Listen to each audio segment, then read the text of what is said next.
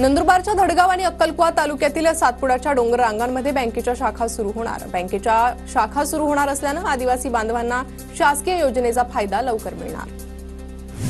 धुळ्याच्या साखरेतील पिंपळनेरमध्ये हमाल मापाडी कामगार आक्रमक। हमाल मापाडी कायदा लागू करण्याची मागणी कामगारांकडून सुरत बायपास हायवेवर रास्ता रोको। कोल्हापूर दाजीपूर राज्यमार्गामुळे ग्रामस्थ हैराण। संपादन केलेल्या जमिनीचा मोबदला न दिल्यानेही शेतकरी आक्रमक। शेतकऱ्यांच्या मागण्या मान्य न झाल्यास आंदोलन करणार। बैठकीत सरपंच यांच्यासह ग्रामस्थांचा इशारा। वऱ्हाडी बनवून आलेल्या महसूलच्या पथकाची वाळू माफियांवर कारवाई। परभणीच्या पाथरी तालुक्यातील उमरा येथील गोदावरी नदीपात्रात कारवाई करत अवैध वाळू उत्खनन करणारे साहित्य जप्त। शहादा नगरपालिका ॲक्शन मोडवर वेळेवर कर न भरल्यास मालमत्ता सील केली जाणार। मालमत्ता करधारकांना नोटीस।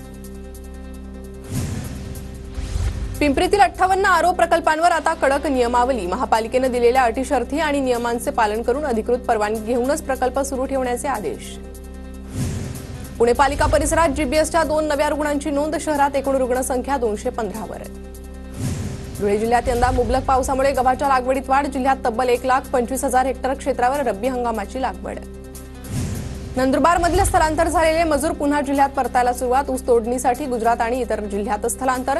मजूर जिल्ह्यात परत येत असल्यामुळे शेतीच्या कामांना वेग येणार।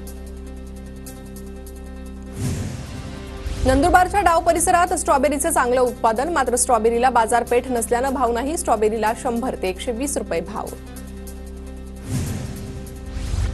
अमरावती विद्यापीठात अपंग विद्यार्थ्यांकरता ई रिक्षांची व्यवस्था। विद्यापीठ परिसरात कामानिमित्त फिरण्यासाठी कुलगुरू आणि सिनेट सदस्यांकडून दिव्यांग विद्यार्थ्यांना ई रिक्षा प्रदान। राज्यात प्रधानमंत्री आवास योजनेअंतर्गत यापुढे घर बांधण्यासाठी लागणाऱ्या रकमेत 50,000ची वाढ। सोलरसाठीही अनुदान मिळणार। मुख्यमंत्री देवेंद्र फडणवीसांची माहिती।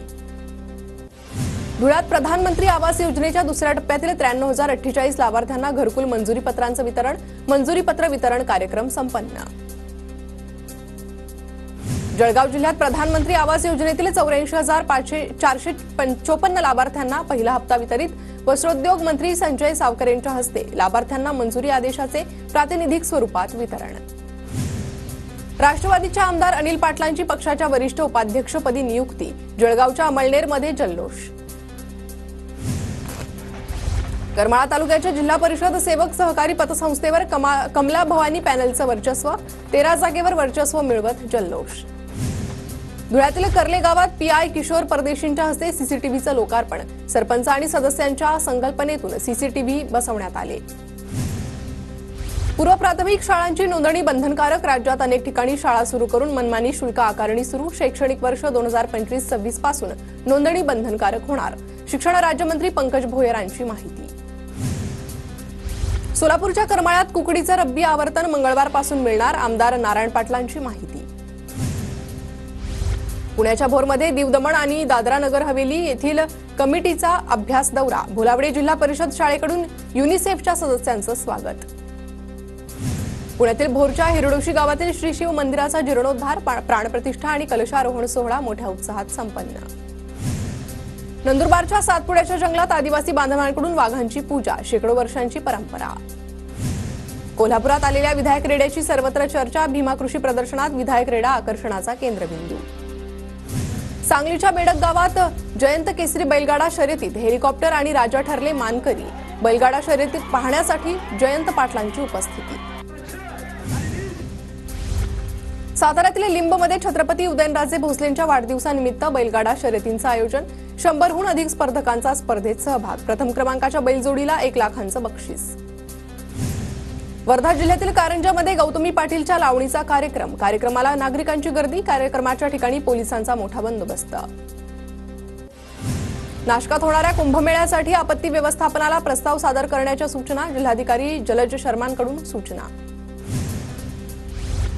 तुळजाभवानीच्या मुख्य गाभाऱ्यासह मंदिराची पुनर्बांधणी होणार। 2 वर्ष देवीची मूर्ती दुसऱ्या ठिकाणी ठेवण्यात येणार। पुरातत्व विभागाच्या मार्गदर्शनाखाली मंदिराची नव्यानं उभारणी होणार। मुंबई नाशिक महामार्गावरील कसारा घाट 2 टप्प्यात बंद राहणार। 24 फेब्रुवारी ते 27 फेब्रुवारी दरम्यान सकाळी 8 ते सायंकाळी 6 वाजेपर्यंत बंद राहणार। पावसाळ्याच्या पूर्वतयारीसाठी घाट बंद राहील। राज्यात 10वी पेपर फुटी प्रकरणी एकूण 11 जणांवर कारवाई। जळगावात 3 अल्पवयीन मुलांसह झेरॉक्स दुकानदारावर ही कारवाई। जालन्यातील केंद्रचालकासह शाळेच्या कर्मचाऱ्यांना अटक। डोंबिवलीत 65 अनधिकृत इमारतींच्या कारवाईविरोधात सर्वपक्षीय बैठक। रहिवाशांकडून लाखो रुपये घेतल्याचा दीपेश म्हात्रेंचा आरोप। पोलिसांनी चौकशी करून संबंधितांवर कठोर कारवाई करावी, म्हात्रेंची मागणी। ठाण्यातील दिवा परिसरातल्या अनधिकृत इमारतींवर कारवाई होणार। अनधिकृत इमारतींमधील रहिवाशांचा आत्मदहनाचा इशारा। पुतळ्याला प्रतिकात्मक फाशी लावत इमारतीसमोर आंदोलन। रत्नागिरीच्या लोटे एमआयडीसीतील लक्ष्मी ऑर्गॅनिक कंपनीतून वायू गळती। नागरिकांसह कर्मचाऱ्यांच्या डोळ्यांना त्रास। 1 जण गंभीर जखमी, रुग्णालयात उपचार सुरू। पुणे बेंगलोर महामार्गावर कराड पाचवड फाट्याजवळ 4 चाकी वाहन पेटलं। घटनेत कोणीही जखमी नाही। बदलापूरच्या सोनीवली गावात डोंगराला मोठा वणवा। आगीत शेकडो एकर वनसंपदा जळून खाक। जळगावच्या धरणगाव एरंडोल रस्त्यावर 2 दुचाकींची समोरासमोर धडक। अपघातात एका महिलेचा मृत्यू, 3 जण जखमी। पोलीस निरीक्षक विनय पाटणकरांनी साहित्याची नासधूस केल्याचा दुकानदाराचा आरोप। कोयता गँगमुळे दुकानदारांना पोलीस त्रास देत असल्याचा आरोप। वडगाव शहरात पुन्हा वाहनांची तोडफोड। तोडफोडीत सर्वसामान्य पुणेकरांचं मोठं नुकसान। नागरिकांकडून पोलीस ठाण्यात गुन्हा दाखल। परभणीच्या गंगाखेडमध्ये रिपब्लिकन सेनेकडून गायरान जमिनीच्या प्रश्नासाठी रास्ता रोको। आंदोलकांनी अर्धा तास परभणी गंगाखेड महामार्ग रोखून धरला। बीड शहरात अतिक्रमण करणाऱ्यांवर नगरपालिकेची कारवाई। मुख्य बाजारपेठेतील अतिक्रमणधारकांवर तोडक कारवाई। हेल्मेटबाबत जनजागृतीसाठी नागपूर शहरात पोलिसांकडून मोफत हेल्मेट वाटप। पोलीस आयुक्त रवींद्र सिंगल यांच्याकडून उपक्रमाला सुरुवात। यवतमाळमध्ये काँग्रेसला धक्का। काँग्रेसचे माजी आमदार प्रकाश पाटील आणि विजय खडसे भाजपात। पवारांच्या राष्ट्रवादीचे जिल्हा परिषद सदस्य साहेबराव पाटलांचाही भाजपात प्रवेश। माजी आमदार प्रकाश पाटलांचा भाजपमध्ये पक्षप्रवेश। पुढील 15 वर्ष काँग्रेस उठणार नाही। बाळासाहेब थोरात आपटले तर प्रकाश पाटलांची काँग्रेसच्या नेत्यांवर टीका। छावा चित्रपटात गणोजी आणि कान्होजी शिर्केंविषयी चुकीची माहिती। चित्रपटातील चुकीच्या माहितीविषयी कायदेशीर मार्गाने कारवाई करणार। सुहास राजे शिर्के यांचा इशारा।